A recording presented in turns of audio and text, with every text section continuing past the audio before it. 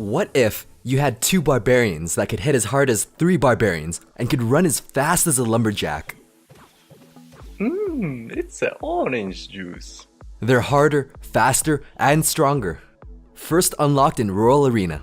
Elite Barbarians have the exact move speed of a lumberjack and the exact hit speed of barbarians. They hit harder, but there are fewer of them. They have 3/4 of the total DPS of barbarians. Each swing deals more damage than a fireball to an arena tower. They're insanely fast, and they're not hard to deal with if you're anticipating them, but they're way more threatening and should never be ignored. Barbarians planted in this position can block a hog and can completely shut it down from reaching your tower. Elite Barbarians can defend against a hog, but with only 2 of them, they don't quite form a wall, and they deal a bit less damage, so the hog will still get 1 hit on the tower.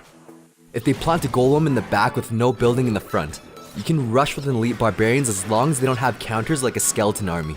If you split archers first, then split Elite Barbarians behind them, they won't run in front of them. It'll just push the archers to their death faster. Elite Barbarians also take care of tanks. They do a good job at stopping an incoming giant, then translates into a really fast counterattack. They're not quite as strong as Barbarians, but if you can afford some damage on your tower, they can take out a royal giant relatively well. Just like with regular Barbarians, they can take care of Sparky, provided that you surround them. In this case, splitting them left and right. Fireball severely weakens Barbarians to a sliver of health, letting your tower pick them off one by one. With Elite Barbarians, since they're sturdier, Fireball doesn't quite do as much to them. They'll also survive lightning. It does make sense to use lightning if there's a third target such as an arena tower or mega minion nearby.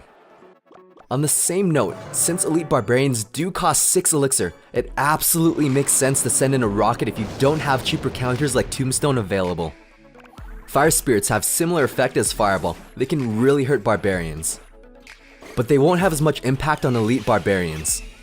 Mega Minions can pick off Barbarians since they have such a slow move speed. But against Elite Barbarians, they're way too fast for the Mega Minion to pick off effectively. With an Ice Golem, it can kite a Lumberjack to its death. But against Elite Barbarians, they have way more health and damage, which allows them to survive the kiting. Since Barbarians are already really slow, Ice Wizard takes care of the Barbarians. But Elite Barbarians are significantly faster, so they're not as vulnerable to the slow of the Ice Wizard. The Wizard just annihilates Barbarians. They're so slow that the Wizard just snipes at them from a distance, then walks away untouched.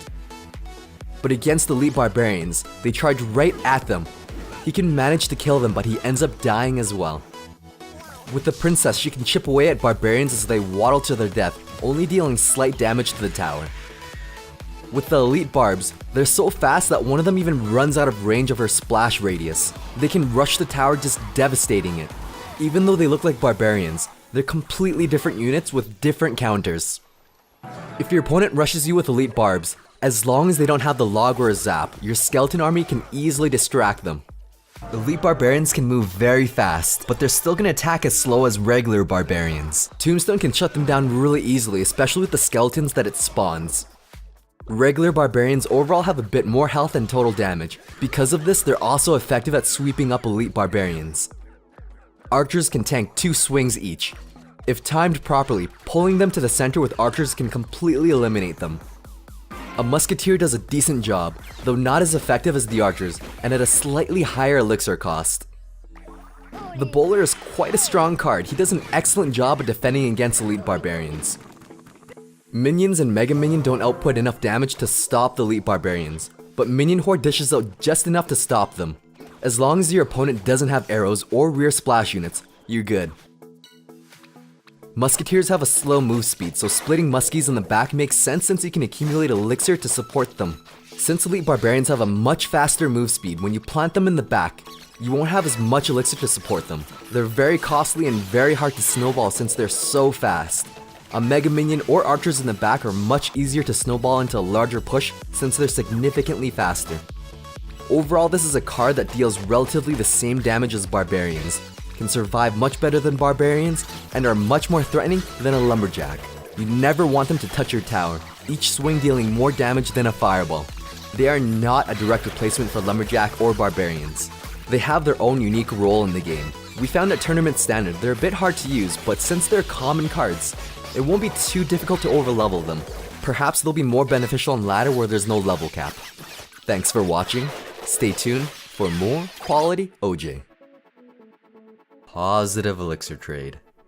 Positive elixir trade. Positive elixir trade.